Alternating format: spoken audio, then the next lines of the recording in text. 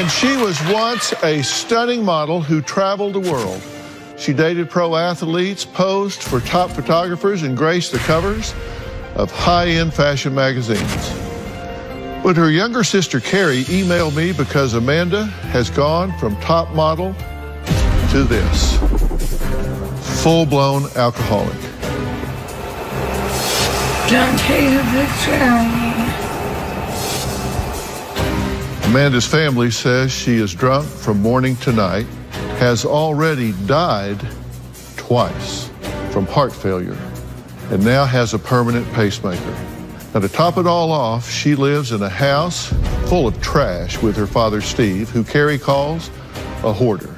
Now, Carrie claims Steve enables Amanda and wants me to give her father a wake-up call before Amanda dies one last time. My sister is drinking herself to death. Amanda's addiction is so bad that if she doesn't stop drinking, she's probably gonna die. In high school, my sister was America's sweetheart. She got good grades, just a really good kid. Amanda was very stunning. From a very young age, I noticed that people noticed her when she walked into a room. She always dreamed of becoming a model. I was not surprised that Amanda was successful modeling. Her modeling had gone from doing pictures to club promotions, just a very party lifestyle. Back in 2011, Amanda had moved to be with her then fiance. He passed away in Afghanistan. She went over the edge, was absolutely wasted every night, and continued to drink like that up until today. 3 years later, she was being rushed to the hospital. She was going through withdrawal symptoms. She was hallucinating. Things were spiraling out of control. It got to the point that she could not care for herself. She did reluctantly come back and agree to stay with me. One night, about 3 in the morning, I came downstairs and I found Amanda laying right here and jerking back and forth.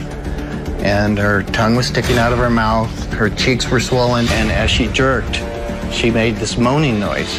And she was just making a, I called 911. By the time I had gotten to the hospital, she was already hooked to the ventilator. All of a sudden, the monitor went blank. The alarms came on. Her heart had stopped. They resuscitated her. I was hopeful because I thought she's finally hit rock bottom. This is going to be her wake-up call. She didn't stop drinking. It's gotten worse. And so here we are, and she's 31 years old, and she has a pacemaker defibrillator because she can't stop drinking. If my sister doesn't get help, I know that we will be planning her funeral. It's not being melodramatic to say she's died twice. I mean, her heart is literally stopped, and not just a few beats. They've had to resuscitate her, revive her, and bring her back, and she's been gone for dangerous periods of time. And you think if this happens again, that's it. Absolutely. There's no doubt in your mind, right? No doubt in my one mind. of you. No. Does your father get how imminent this danger is? I think to a certain degree he does. It's only gotten worse since, she's been living with him. He just acts as if the situation has become the norm. Instead of moving beyond it, it's become a normal lifestyle for the two of them. This isn't a close call here. This girl's died twice. She is living with a pacemaker because her heart's going to shut down. And the conditions in which she's living are disgusting. This is not a close call. My point is, for him to not see this is not just like, it's a matter of opinion. This one isn't a close call. What's going on that's distorting his reality this much? That's the number one question that we would like an answer to, is why isn't he doing anything about this? Have you asked that question? Yeah, yes, she has especially. Why is he doing what he's doing, which is providing her a home, giving her money, buying her alcohol, continuing to make it possible for her to do what she's doing? Yes, you're looking at her like you don't know this? That he's driving her to the liquor store? That is news to me. No, I did not know that. If she doesn't do something from this point on, she will be dead. And I'm not going to allow that to happen. Well, Amanda actually gave us a tour of her room, and beware what you're about to see up close, because it just may make you nauseous. Take a look. You're looking at my destroyed room. This is from a lot of drunken nights. These are all my shoes. These are all of my clothes, my bed. This is all the medicine from the ER. This one's Ambien, gabapentin. This one's a diuretic for my heart, antidepressant, Zofran, metoprolol, it's for my heart. These are all my throw-up bags for when I get sick, like that. These are all bottle caps from the little mini bottles. I've got a few bags. I feel really embarrassed because you're seeing it. Makeup, bunch of beauty stuff. These are clothes, and then this one's my junk drawer. This is me getting intoxicated and just not giving a crap. This has gotten this way because of my drinking. I was actually clean a few months ago. I went on a bender, and this is what became of it. Now, Carrie thinks the only way for Amanda to get better is for me to fix the father. And I do not disagree with that. He is not here because he's not one of these two. He's not of the same attitude. Amanda is living at my dad's house. It's a very unhappy, toxic place. The house gets cluttered, but I don't think it's a disaster zone. Her father's house is one step below a homeless encampment. If I found out that my dad was giving my sister alcohol, I would be absolutely livid. I did give her some watered down alcohol. And later, you bought her alcohol at Costco, big bottles. It's cheaper, right? But I poured half of it out of the water in it. I would freeze the bottles so the water would freeze, and then it would be pure alcohol. Tomorrow, he claims his wife has a secret. Are you a serial cheater? No, I don't cheat. She's been hiding for 20 years. Did you sneak off during your niece's wedding and perform a sex act on a guest? No. He says you did. If you think she has slept with hundreds of men, why would you want to be with her? She still is the woman of my dreams. She's apparently the woman of a lot of people's dreams, if we believe you. That's tomorrow. Then on Thursday, is she grooming her son? I dyed Bella's hair pink. Your brother thinks you're programming the boy to want to be a girl. This is bigotry. New Dr. Phil, Thursday. Amanda is living at my dad's house. I think it's a very unhappy, toxic place. I don't think it's a toxic environment at all. Her father's house is one step below a homeless encampment. It looks that bad. This room I don't think is that bad. I don't think the bathroom's bad. How many years has his house looked like that now? Since I left in 1999. The house gets cluttered, but I don't think it's a disaster zone, as some people might have said. My dad is very delusional when it comes to my sister drinking. Steve has just gotten so fed up with Amanda and has the attitude that if she's going to drink, she's going to drink, and there's nothing he can do to stop her. If I found out that my dad was giving my sister alcohol, I would be absolutely livid. There was a time to help her with her withdrawals that I did give her some watered down alcohol, thinking that was a strategy that might help her. It didn't help her. Another strategy was just to give her enough alcohol so that she would not go into withdrawals. However, I discovered that didn't work as well. As long as Amanda stays in that house with him, I don't think the cycle of drinking will end. We've had discussions about her drinking, and I've told her, why do you drink so much? Why don't you just drink a little bit to feel good? It would be in my sister's best interest to no longer live at my dad's house. Steve, thank you for being here. Thank you for having me. Do you think you're part of the problem or part of the solution? I'm the one that found her in a seizure state, called 911. No one else was there doing that, so I feel that I'm definitely part of the solution. Mm-hmm. And giving her alcohol is the solution? Yes, I gave her watered down vodka because her cardiologist said either drink or don't drink. Stop going through withdrawals because it's going to kill you. I think you're part of the problem. I think you're also part of the solution. Nobody's all one way or the other. Here's what I know for sure. I believe this to be true. You have the best intentions. I'm a dad. Yeah. You know, we have two boys, and you know they're close in age to your daughter here, and these are my two boys, and if one of them was in the situation, it's a lot easier for me to say do it than for you to do it, because you're close to your daughter, and which is why it's good to talk to somebody that's objective. Mm-hmm. We all hear the term enable, but do you ever really stop and think what that means? Take a look. I've written it down. It's to make something possible, practical or easy for someone to do or be. It often perpetuates a problem. So it's not that you're assisting. It's not like, here, let me pour you a drink, but it's that you make it possible or practical or easy. It's also creating a safe environment where if she left home, she's in other people's houses, she's completely drunk, they have opportunity to take advantage of her. How's that working for you? Well, she's not dead, so in that respect, it's currently. She's died twice under your care. And you say that you've been dealing with this for 3 years. She's been drinking for 7. Let's back up and talk about... Don't interrupt me. Don't sit here and make it sound like it's just been you taking care of her this whole entire time. Pretty much has just been me. Because, you giving her alcohol and living in a pigsty? That's a small amount of time out of that 3 years. Living in that environment is safe. This is so not a foot race about who did best or who did worse or whatever. You guys can work that out on your own.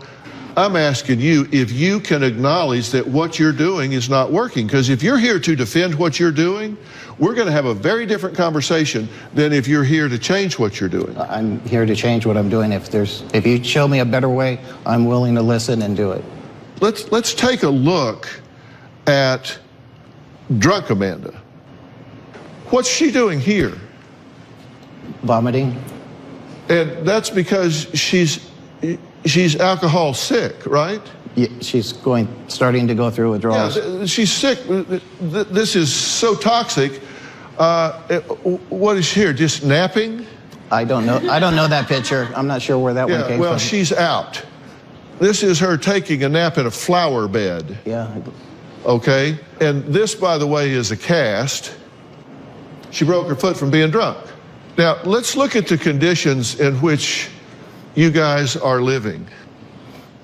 Now, tell me under what theory this is any kind of okay. I wouldn't say that it is, no. Is that your idea of keeping her safe? And mind you, this is the living room that Amanda lives in. The bedrooms upstairs are so full of stuff that she has to live downstairs in the living room. That's not why she lives down there. We were not permitted to go upstairs. Yeah, you were. I gave permission to go up there. And I think the reason why she wanted to live downstairs is because it's easier for her to drink. I, for one, am glad she's not living upstairs, because that means she can't fall downstairs. Yeah. Seriously.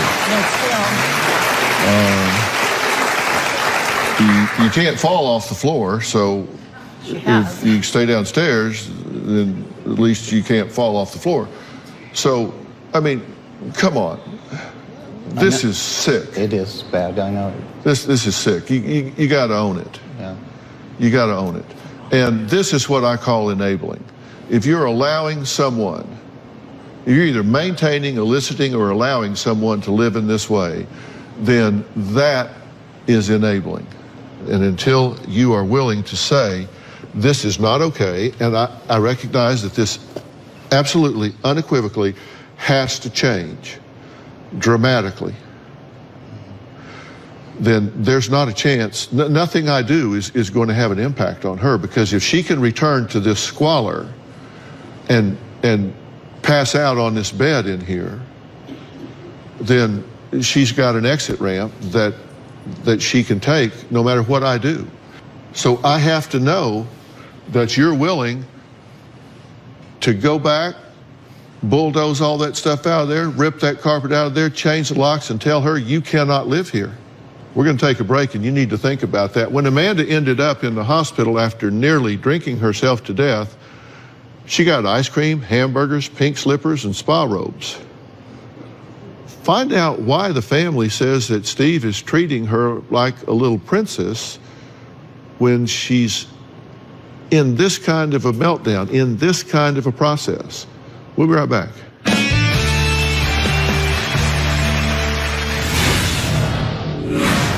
My dad treats my sister like a little girl when she's in the hospital. Don't bring her ice cream. Don't make it like it's a day spa.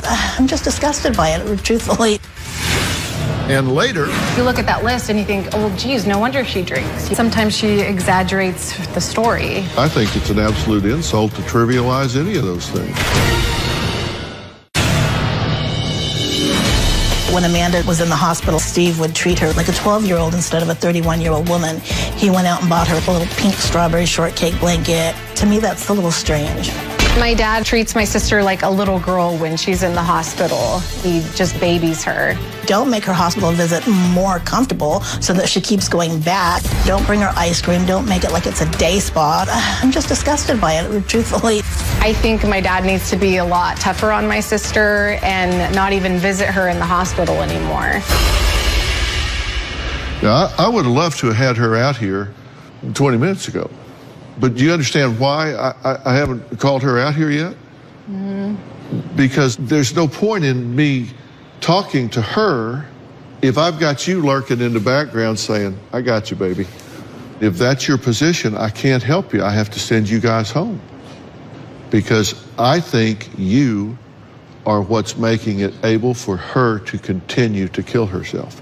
It's her choice, not yours. She's doing it, not you. She owns it, you don't. But you're her failsafe. You're her exit ramp. When she is there and she's drinking, you don't even realize that she's drunk. Half of the time that you think that she's sober. You can't trust yourself is what she's saying. You've become blind to it. This is TJ. He's here from Origins. And they flew in here today from Padre Island. It's Origins Behavioral Healthcare. It's the nation's, in my opinion, the nation's leading dual diagnosis treatment center. And I am prepared to offer that. But TJ, there's no point in doing that because look, there's a first week letter that comes out of treatment, right? Husband, mom, dad, you got to come get me. This place is worse than the rest of the world. There's more drugs and alcohol here than there is on the street. I can write the letter. You should just print them out. They write the same letter, and one thing that you can't have is a family that's going to buy into that and come rescue. And that's what happens when the family's not aligned. But you're going to get that letter, and you're going to believe it. No, I won't. Yes, you will. You've been so oblivious to everything that's been going on, Steve. When Carrie and Stephen, our son, for months, we told you Amanda was doing drugs. No, she's not. No, she's not. For months, we told you she was doing drugs. She tested positive for heroin in the hospital when she went into cardiac arrest. You forget the contrast, because for years, from like, 17 to 25 or whatever, she was very successful, right? She was modeling, she was traveling, she was doing great things for that period of time, right? And compare that to now. Look at the difference. It's not even the same person. And maybe it was subtle. Maybe you didn't know it at the time, but it's pretty dramatic, don't you think? Mm-hmm. That's the reason I know I came to bare my soul to try to help Amanda. Okay, but look at the house. Look at how you're allowing your child to live. That is not okay. He doesn't see it as a problem. He's told me that he doesn't understand how his house and the living conditions, what that has to do with my sister and her. I mean, do you really not think that this is a problem? I think that it needs to be cleaned up. It is a problem, but what I was trying to tell Carrie is that if every alcoholic in the world, all they needed was a clean place and they wouldn't drink, That's not the point. This is pathological. This is pathological. If you believe this is pathological, stand up. Just a quick focus group, straw poll. I understand that. And I agree with you. Well, then stop defending it. I'm not defending necessarily. I'm just clarifying, like I tried to do before, but I won't do it anymore. How can we expect her to stop drinking in that environment when it makes me want to drink? It's disgusting and it's miserable. Do you think she wants to get clean and sober living in that environment? She has no job. She has a high school education at a minimum. She has nothing to live for other than alcohol at this point. Would you want to get clean and sober if you were living in that environment? If you're not 100% willing, I would rather excuse you and do this without you. I'm 100% willing. I wouldn't be here otherwise. Okay. We're going to meet Amanda after the break. She was just released from the hospital last week and said she would stay sober until she met me. Well, did she? We'll find out when we come back.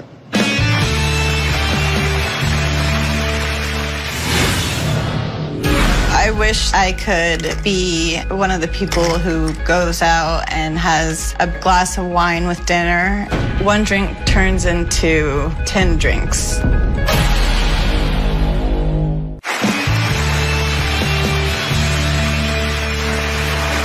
Amanda was once a gorgeous model gracing the covers of high-end fashion magazines, but now she's just a falling down drunk whose heart has stopped twice. Now she has a permanent pacemaker. So how did she go from top model to rock bottom? Take a look. I became an alcoholic the day that my fiance passed away. From that moment on, I've been drinking almost every day. A bottle of wine, and then it progressed to 2 bottles of wine, and then hard alcohol. It was always the little mini shots. A couple years after my fiance died, I met somebody and got married. I started drinking more heavily and we got divorced, and that's when my drinking really got bad. I would wake up and take a shot, and then I would walk to the liquor store. I didn't realize at that point that it was affecting my health. I don't remember, but in 2015, I went into cardiac arrest. A year later, they put a pacemaker in because I was going through withdrawals. My heart was beating at like 12 beats per minute. Here's my defibrillator card. I got it July 27th, 2016. They told me don't drink, but I started drinking again like an idiot. I wish I could be one of the people who goes out and has a glass of wine with dinner. One drink turns into 10 drinks. It doesn't just stop at 1. Have you been drinking today? No. When was the last time you had a drink? Yesterday. And how much did you drink yesterday? 1 drink. And were you starting to go into withdrawal? No. Why'd you have a drink if you weren't going into withdrawal? Because of nerves. What was making you nervous? Coming on the show. What's this con you got going on with your dad? Con? Yeah. What do you mean? Well, you've got him providing you a home. You've got him thinking that it's okay to live like that. He's allowing you to continue to be a drunk in the home. How did you pull that off? I honestly think that he just doesn't know what to do with me. Try to stay, at friends' houses and away a lot. You died twice. You're living in squalor. You guys have defined a relationship here that enables you to continue doing what you're doing. You go to the hospital and because of alcohol toxicity, so much so that your heart stops, and he's bringing you pink slippers and ice cream. How did you work this out? I'm really asking. I'm curious. I have no idea. You kind of count on it, don't you? I do, yes. It's kind of always been that way, though. Like, you've always been kind of a daddy's girl. You're in L.A., and things are expensive in L.A. What did that drink cost yesterday? It cost $13. Yeah. That's shocking people in Omaha right now. Where'd you get the $13? Pay for a credit card, cash? What? I put it on the room. You put it on our room? No. How'd she pay for it? I don't know. I don't know. I didn't even know that she had gotten a drink. Yeah. Oblivious. You told the producers you put it on your dad's credit card. No. Credit card on file at the hotel. Maybe it went on the credit card. Yeah, because they won't charge alcohol to the room. We don't pay for alcohol, particularly for you. Of course. Really? There's a block on there, So how'd you get his credit card? He put it down for the room, put it down for his room as well. Yeah. Which we pay for, so you put it down to do other stuff, and she charged alcohol to it. Apparently. Well, the first time hearing of it.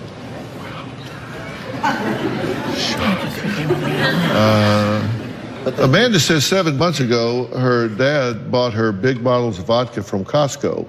A month ago, her dad drove her to get alcohol. True? I didn't pay for the alcohol, but I gave her a ride because I know I shouldn't have. You bought her alcohol at Costco? That was quite a while ago. 7 months ago? Yeah, something like that. Big bottles? It's cheaper, right? But I poured half of it out and put water in it. I found out that he watered it down, so I would freeze the bottles so the water would freeze, and then it would be pure alcohol. Coming up, Steve says Amanda goes missing for days and turns off her phone. Well, so where does she go? She'll tell us when we come back.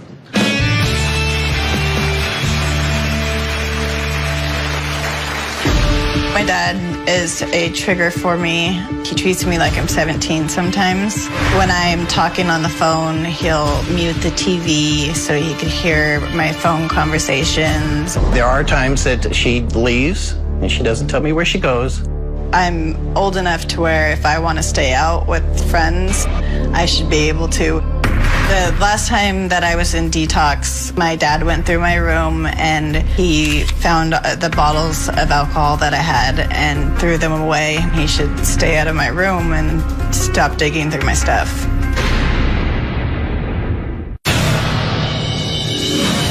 There was a time that my dad was supposed to be watching my son and he had left to go to the gym.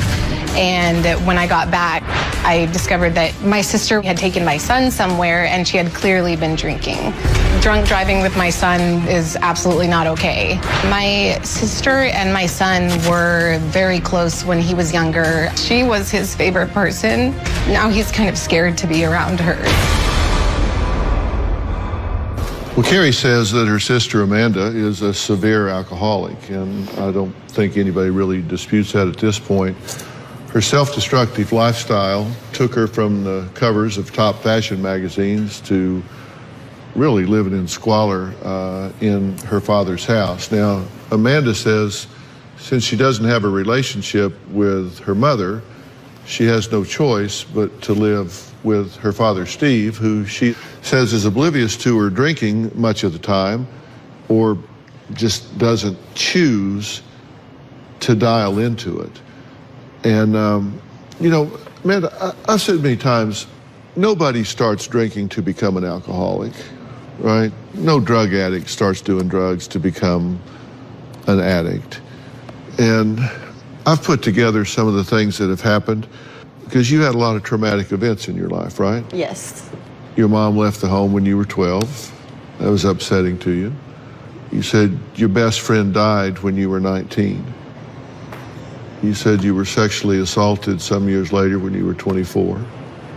And that's never really been resolved in you. That leaves a terrible scar. It was about then that your modeling career came to an end. Yeah, I decided to retire. And you were engaged, and your fiance died, right? He passed away in Afghanistan. He was a Marine. He was deployed? Yes. And he was killed in Afghanistan? Yes. But then you pulled things together and you found another relationship with a boyfriend. But he took his own life. next to me while I was sleeping. Yeah. And you were in bed together? I was in the chair next to him. In a lazy chair. When I talked to the police officers that night, they told me that you were in the living room when it happened and he was alone in the bedroom. He shot himself at the computer right next to me. That's not what the police officers told me that night. Okay, well, there's a bullet hole in the wall right next to the computer. Is this significant in some way? I think he was in the same exact room right next to me.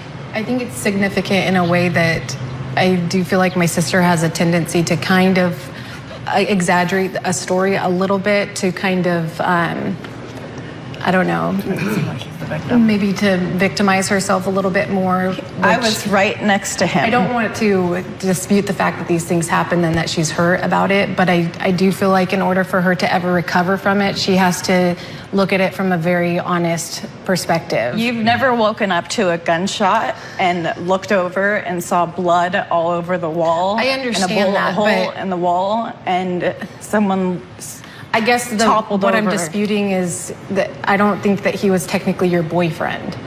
And so it's little things like that that kind of try to, that make the story a little bit more. And you had broken up with your fiancé, so he really wasn't your fiancé at the time he passed away. You had already broken up with him. It's just little discrepancies in the Somebody blowing their story. brains out right next to you, no matter if it's a stranger, it's going to affect you. I understand that, but that's not my issue. It's more about, I feel like in order to fully recover from it, I just feel like it has to come from a very honest place, because you look at that list and you think, oh, well, geez, no wonder she drinks, you know? But that doesn't get down to the very root of those problems. Well, you don't think that I loved him still? I'm not and that disputing we were that. resolving I'm not things? disputing that at all.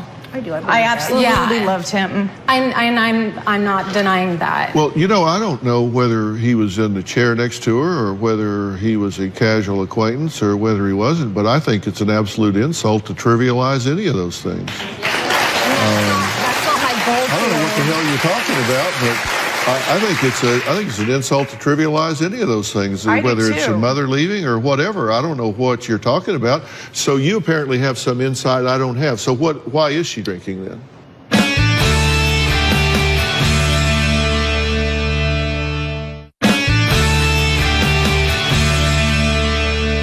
So you apparently have some insight I don't have. So why is she drinking then? Sometimes she exaggerates the story. Oh, you have some alternative theory of why she's drinking. What is it? That's the gist of it. So I'm So not. what is it you're disputing then? I'm not disputing the list, and I'm not disputing Actually, that those you are, things and so hurt you have her. some alternative theory. What is it? My concern is that if she does address these issues and get help for them, that You have an alternative theory. If this list is invalid, then what is your theory of why she's drinking, or are you just wanting to argue? She's drinking because she chooses to. I'm drinking because I'm numbing a lot of pain. yeah, I feel like that she's drinking because of this list. I'm not disputing that. Okay, so really you had nothing to add. You just wanted to argue with your sister? No, not at all. Not at all. I mean, you wanted to interrupt me talking to her to figure things out, so I figured you had some real revelation. It's just my concern is that, you know, that these might not get resolved if she's not completely honest about the stories behind I was wearing an that. engagement ring, Carrie, the day that he passed away. Y'all can argue without me being here. You have a point. So if this is not contributing to her drinking, I'm just asking, what is your theory? My theory is that sometimes this doesn't get resolved because it's not. Because she's not truthful about the situation. Yeah. Is she truthful about you leaving when she was 12? Yeah, I did. I was gone for 2 years because I went to school. No, that was 5 years. It didn't take me 5 years You to were graduate. gone for 5 years. No, I was not. And I raised him for 5 years. You left him downstairs and Can threw I point fast food at something him out every to you day guys? while you went upstairs and jerked off on your I computer. still didn't leave. Can I point something out to you guys? Have you ever heard the word deflection? Alcoholics and addicts are happy to talk about anything except them. So if they can get people arguing among themselves or talking about irrelevant details or any other crap, where the focus is not on them, that's a home run. So we're here apparently to try and work with and save her life, and y'all want to debate where the guy was sitting when he blew his brains out? Whether he was 4 feet away or 8 feet away? You want to debate whether you were gone for 2 years or 30 months or whatever? You really want to spend your time talking about that? No. Seriously?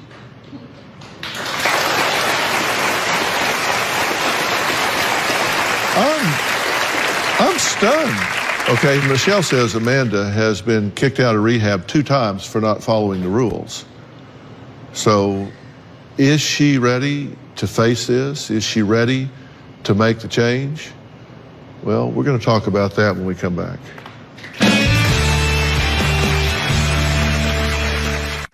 Before you got out here, I said I brought some folks here from Origins Behavioral Health Care.